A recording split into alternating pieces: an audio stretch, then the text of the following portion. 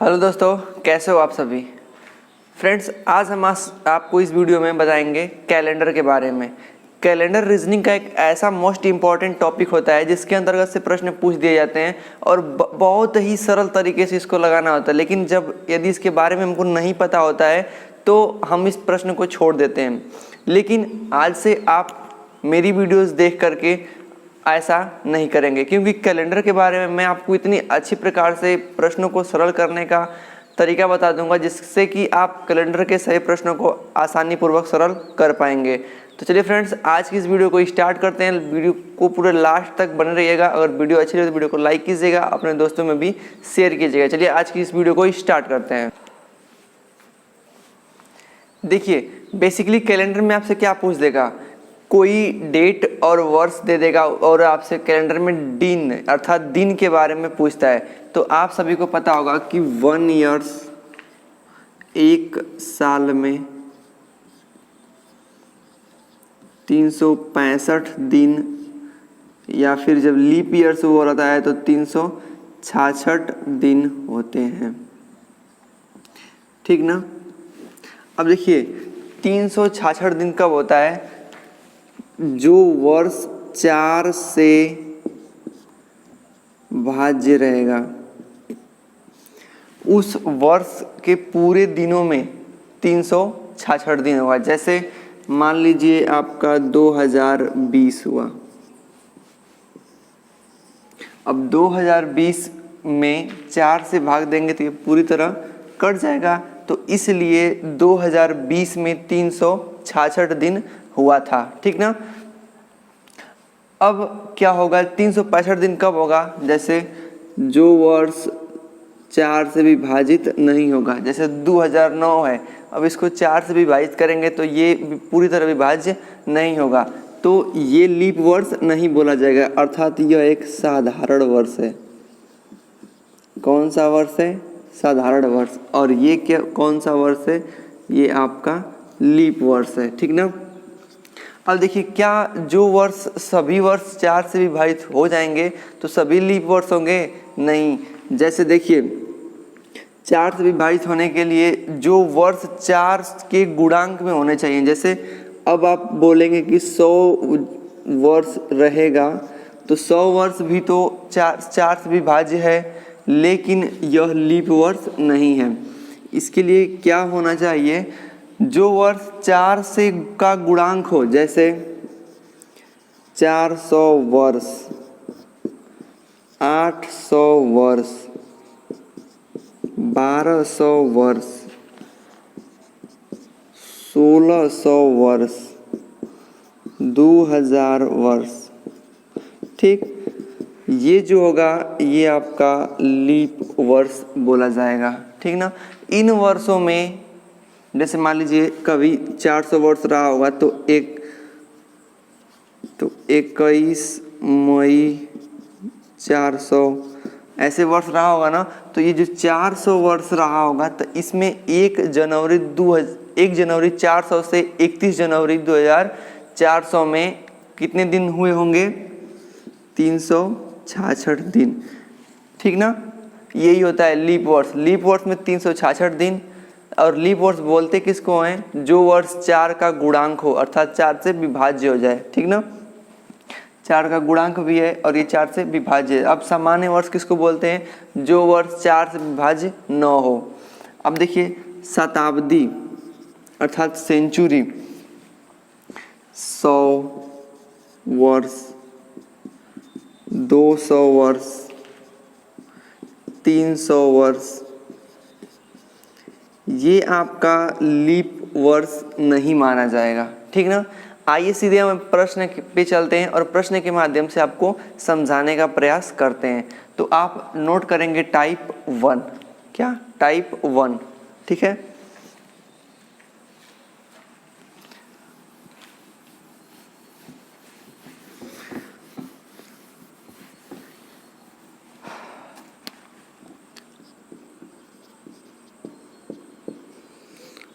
Type 1 प्रश्न दे देगा कि 5 मई किसी वर्ष, देखिए प्रश्न पूछने का तरीका इस प्रकार से, किसी वर्ष 2 जनवरी को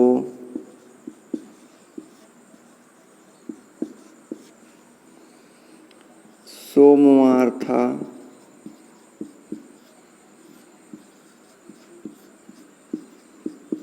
तो उसी वर्ष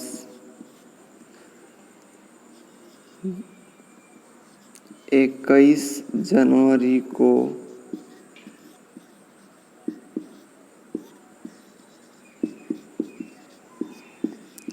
कौन सा दिन होगा। सबसे आसान और सबसे बेसिक प्रश्न यहाँ से स्टार्ट होता है, मतलब कि वर्ष उसी वर्ष में प्रश्न रहेगा। जैसे देखिए किसी वर्ष का निश्चित नहीं है, लेकिन वही वर्ष में पूछ दिया है कि 2 जनवरी को सोमवार था तो उसी वर्ष में 21 जनवरी को कौन सा दिन होगा। ये सबसे कैलेंडर का बोले तो सबसे बेसिक लेवल का प्रश्न है। यहाँ से प्रश्न का शुरुआत होता है और यहीं से प्रश्नों को सरल करते हुए आगे बढ़ेंगे। तो चलिए आइए इस वीडियो को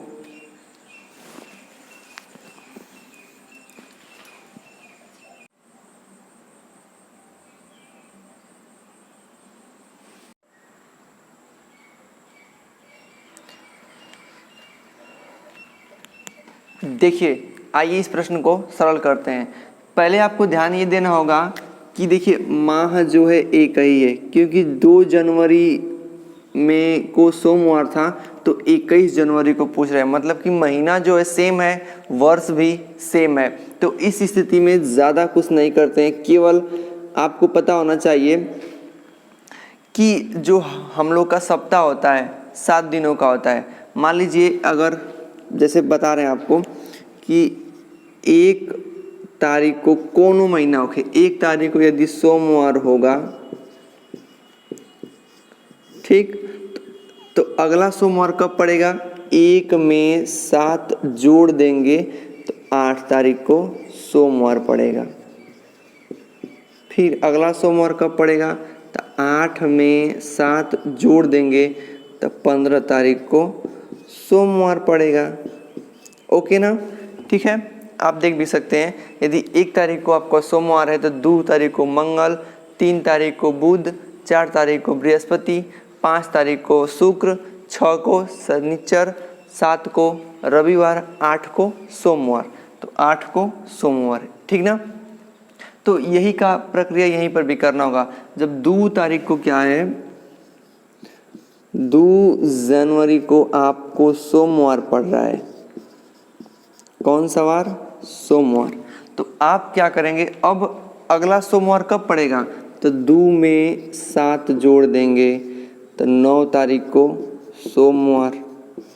फिर अगला सोमवार कब पड़ेगा, 9 में 7 जोड़ देंगे तो 9 7 16 तारीख को सोमवार। फिर 16 में 7 जोड़ेंगे तो 23 तारीख को सोमवार, ठीक है। ओके ना, मतलब कि अब 23 तारीख को सोमवार पड़ेगा। आपसे प्रश्न में पूछा है 21 जनवरी को, आपने निकाल दिया 23 तक, तब अब घटते चले जाएंगे। कैसे, हम लोग का सप्ताह का शुरुआत कहाँ से होता है, सोमवार से, ठीक ना दोस्त। सोमवार, मंगलवार,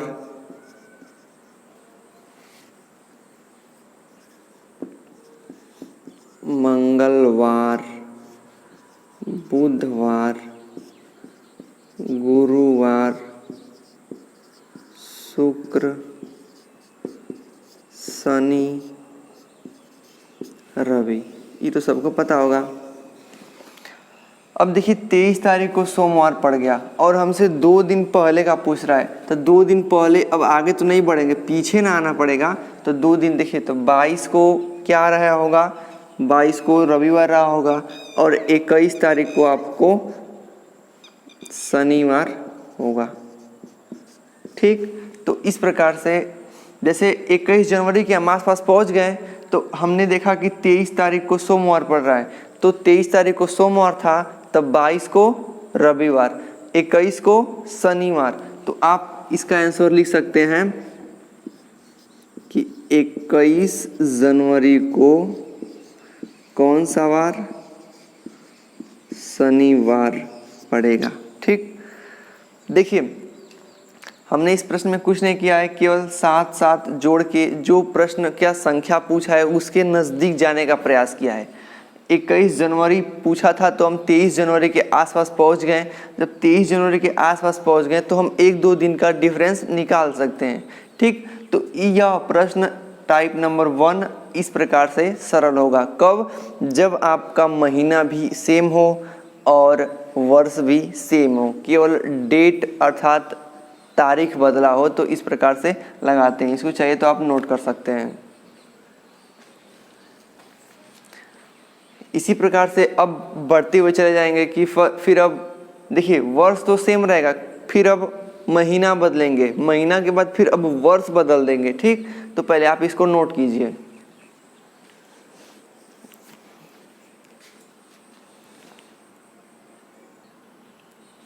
ठीक है, आइए एक प्रश्न और देखते हैं इस पे। चलिए दोस्त देखते हैं एक और प्रश्न। यदि किसी वर्ष 5 मार्च को कौन सा डे मंगलवार हो, ठीक है ना, 5 मार्च को मंगलवार है, वर्ष समान है, तो आपसे पूछ रहा है दोस्त कि 30 मार्च को कौन सा दिन होगा। वर्ष समान है, वर्ष समान का मतलब कि जो वर्ष इसमें था वही वर्ष इसी में पूछ रहा है। आपसे पूछ रहा है मंगलवार 5 मार्च को था तो 30 मार्च को कौन सा दिन होगा। तो आपको बताते हैं, देखिए 5 यहाँ से हल करते हैं एकदम शॉर्ट तरीके से। देखिए 5 मार्च को ट्यूसडे है, समझ लीजिएगा 5 मार्च को ट्यूसडे है। तो 30 मार्च को क्या था? तो देखिए दोस्त, यदि 5 मार्च है, 5 मार्च को ट्यूसडे है, तो आप देखिए कि 5 मार्च से 30 मार्च आने के लिए बीच में कितना दिन का गैप पड़ रहा है। तो 30 में से 5 को घटा देंगे तो 25 दिन का, कितने दिन का? 25 दिन का अंतर पड़ रहा है। 5 मार्च से 30 मार्च तक पहुंचने के लिए बीच में कितने दिनों का अंतर दिख रहा है? तो 25 दिनों का। अब 25 दिन का अंतर हमको मिल गया, तो आपको बताएं एक शब्द बोलते हैं विषम दिन या फिर ऑड डेज। ऑड डेज बोलते हैं। ऑड डेज क्या होता है? किसी भी समय अवधि में 7 से भाग देते हैं। क्या करते हैं? 7 से दोस्त न भाग दे देते हैं। कोनो भी दिन समय अवधि रहेगा तो उसमें 7 से भाग दे देंगे और जितना शेष बचता है उसी को बोलते हैं ऑड डेज। तो देखिए हमारा अंतर कितने का आया था? 7 दिन, 25 दिन का। तो 25 में 7 से भाग दे देंगे तो 7 तरीके 21 और शेष बच गया 4 शेष, अर्थात 4 विषम दिन। 4 विषम दिन का मतलब दोस्त आपको पता होना चाहिए कि जो हम लोग का सप्ताह होता है कहाँ से शुरू होता है? सोमवार से। सोमवार, मंगल, बुध, बृहस्पति, शुक्र, शनि, रवि, सोमवार से शुरू होता है। तो ये 4 विषम दिन है, ठीक ना। तो मंगलवार में अब 4 जोड़ देंगे, मंगलवार में 4 जोड़ देंगे। तो देखिए मंगलवार में 4 जोड़िए, मंगल के बाद बुध, बृहस्पति, शुक्र, शनि। कौन सा? शनि। तो हमारा आंसर आएगा शनिवार। ओके ना दोस्त। देखिए हमने क्या किया था, 5 मार्च को मंगलवार था तो 30 मार्च को पूछा था, तो 30 में से 5 को घटा देंगे। क्यों? क्योंकि देखेंगे कितने दिन का बीच में गैप हो रहा है। तो 30 में से 5 को घटाएं तो आया 25। अब 25 में 7 से भाग दे दिए हैं ऑड डेज अर्थात विषम दिन ज्ञात करने के लिए। तो विषम दिन ज्ञात करने के लिए 7 से भाग दिए तो 7 तरीके 21 और 7 चौक 28, बेसी हो जाएगा। तो 7 तरीके 21 बार ले जाएंगे तो 21 कट जाएगा तो शेष कितना बचेगा? 4। तो 4 आपका विषम दिन। अब मंगलवार में 4 जोड़ देंगे तो मंगल में 4 जोड़ेंगे तो हो जाएगा शनिवार। ठीक है।